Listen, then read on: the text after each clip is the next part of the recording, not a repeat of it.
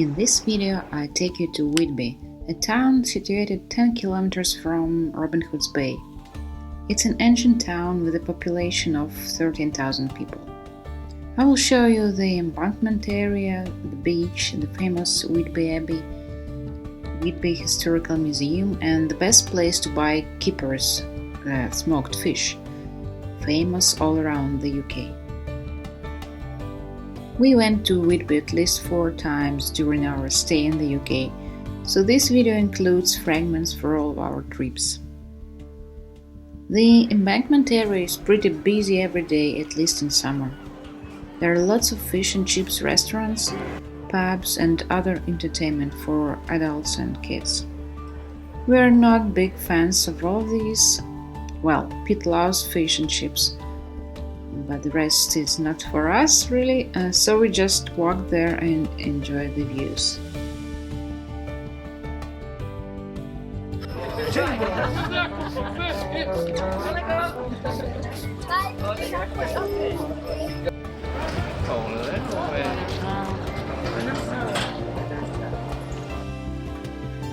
The earliest record of a permanent settlement goes back to 656 AD.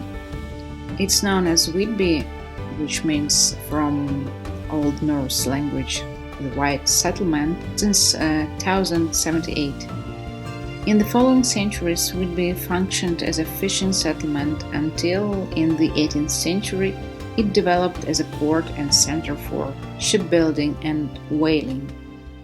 The trade in locally mined alum and the manufacture of Whitby jet jewelry.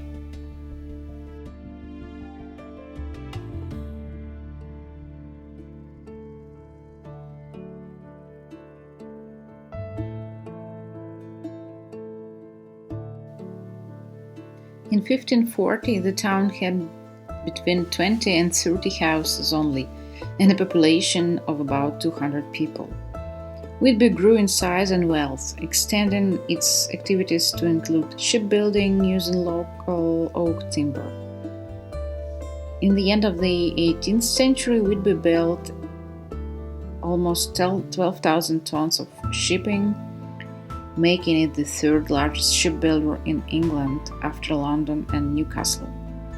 In 1753, the first whaling ship set sail to Greenland, and by the end of the 18th century, Whitby had become a major whaling port.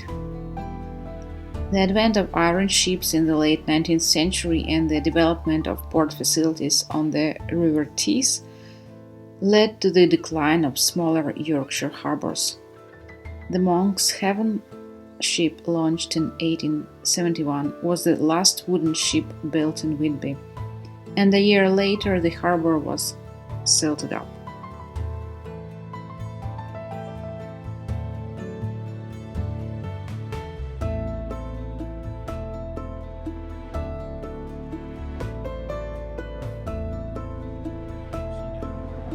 Some boats are not Uber boats. In fact, most boats aren't Uber boats.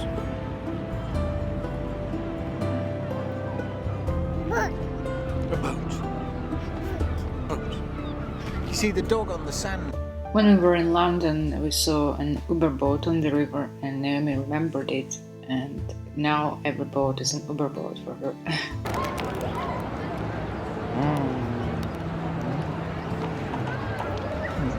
Good? No. Crab meat and mayonnaise.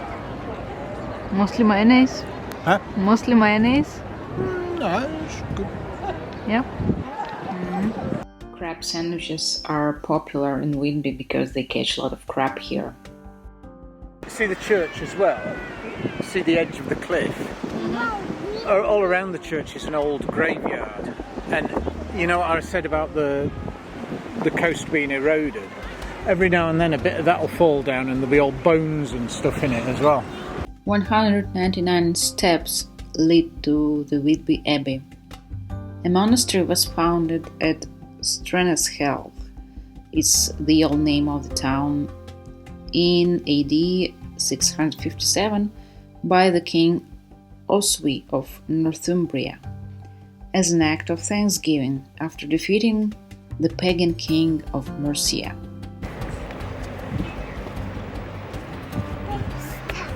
best. You are.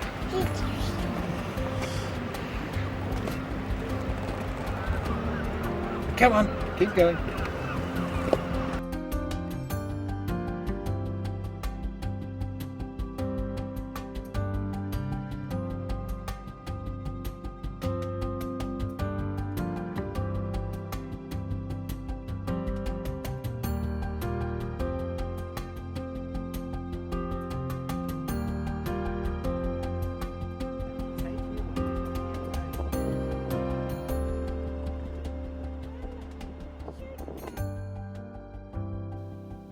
The abbey ruin at the top of the east cliff is the town's oldest and most prominent landmark.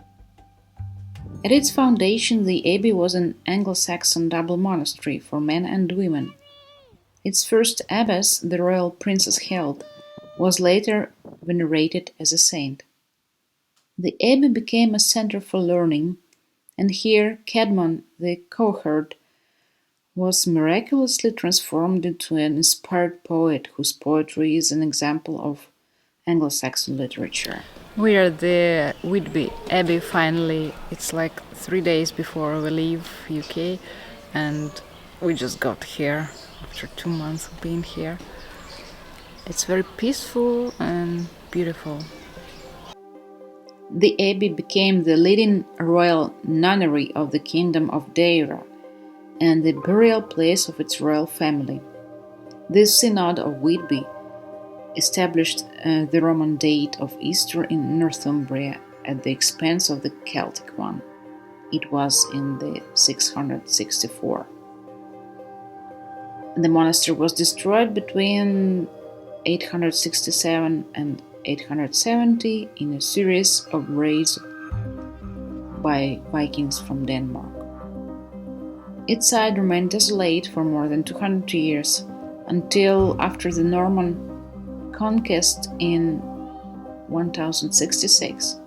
After the conquest, the area was granted to William de Prussy, who donated the land to found a Benedictine monastery dedicated to St. Peter and St. Hilda. The abbey and its possessions were confiscated by the crown under Henry VIII during the dissolution of the monasteries in the 16th century.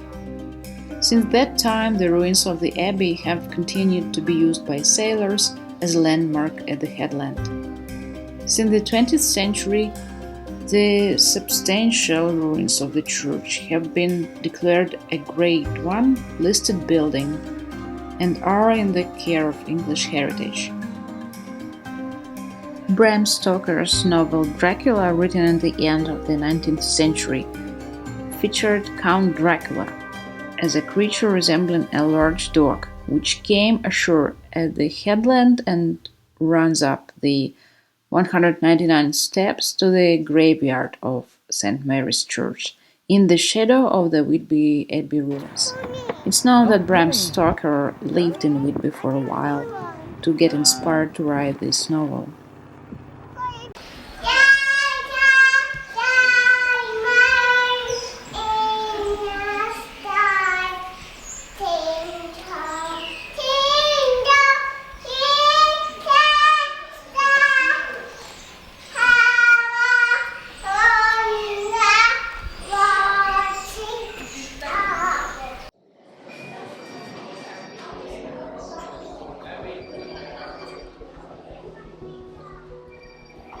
Everything on Whitby Abbey history in this little museum located on its territory.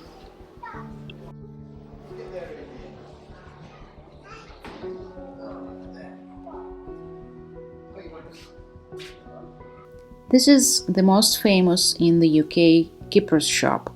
Kippers are smoked herrings. Fortune's Smokehouse and shop is one of Whitby's most famous attractions. The Fortune Smokehouse can be found on a narrow cobbled street known as Henrietta Street, just beyond the famous 199 steps which lead up to Whitby Abbey. As you walk towards the smokehouse, the all-pervasive aroma of wafting oak wood smoke fills the air, and you start drooling. The shop was founded in 1872 by William Fortune, and it still remains the same since then, and it's run by Fortune family. So how the kippers are made? I thought that the fish was caught here, but no, it's from Northeast Atlantic, and the herrings come here frozen.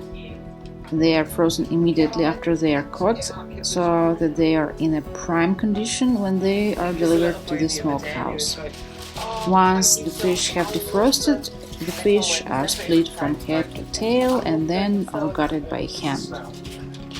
After it is soaked in a brine solution for 40 minutes, as this helps to enhance the unique taste of the finely cured kipper. Once soaked, the fish are taken to the smokehouse, where they are hung on black terry rods to be cured.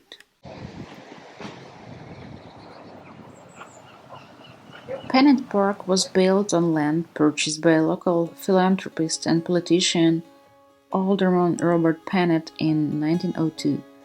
After his death, the trust has set up created a public park and art gallery. There is a Whitby museum that was founded in 1931.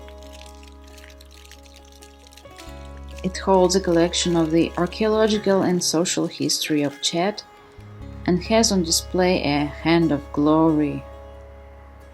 Where it is, I'm going to tell you in a minute.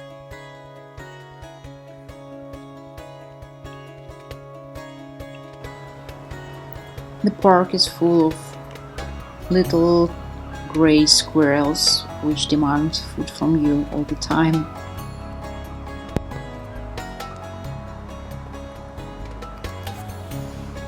Hey.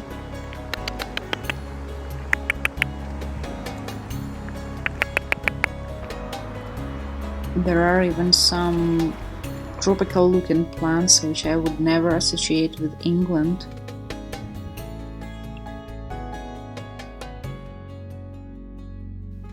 The Whitby Museum is quite small, but it's pretty interesting.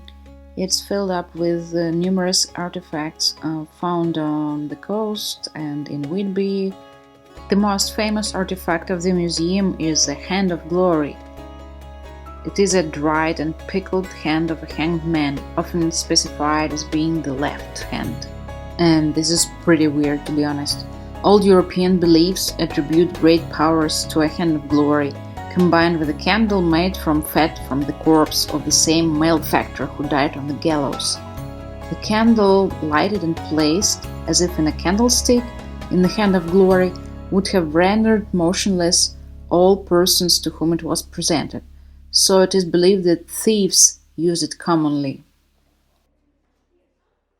We're having a lunch break here, and suddenly I fancied Korean food, and I was really surprised to know that there is a Korean place in Whitby.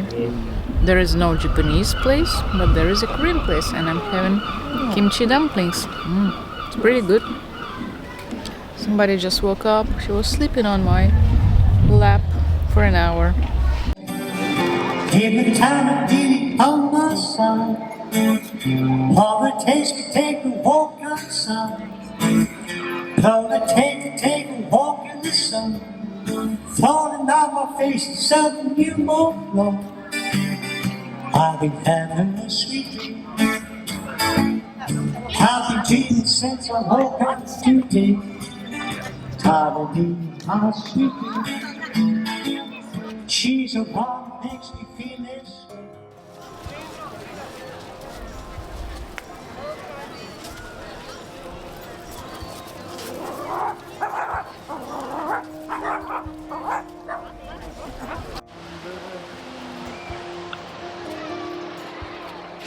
The last days of August were really hot for Britain, and we enjoyed nice summer weather.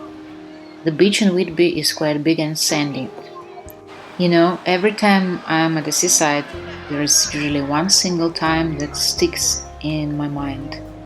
It's that time when you're totally here and now and get fully immersed in the moment, doing what you're doing.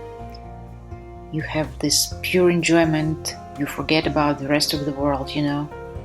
And this time it was here, on Whitby Beach, in big waves, while I was swimming.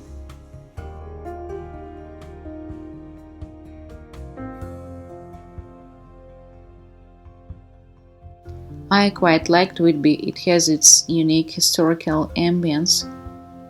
What do you think of it? Would you like to visit?